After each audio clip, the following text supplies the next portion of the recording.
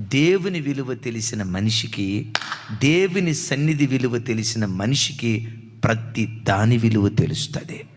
చప్పలు కొడుతూ స్తోత్రాలు చెప్దాం. దేవుని విలువ తెలియనోడు, దేవుని సన్నిధి విలువ తెలియనోడు, చూడండి, దేవుని విలువ తెలియనోడు, దైవ సన్నిధి విలువ తెలియనోడు, భార్య విలువ తెలియదు, ఆడికి భర్త విలువ తెలియదు, కుటుంబ విలువలు తెలియవు, సంఘ విలువ తెలియదు. అమ్మో దైవ సేవకులు, అమ్మో ప్రతిష్ఠించబడిన వాళ్ళు, అయ్యో దైవ సేవకులు, వీళ్ళు, ఆ విలువ వాడికి తెలియదు. దేవుని సన్నిధిలో గడిపే వ్యక్తికి మాత్రం పరలోకపు విలువ తెలుస్తుంది, పరిశుద్ధాత్మ విలువ తెలుస్తుంది, వాక్యం విలువ తెలుస్తుంది.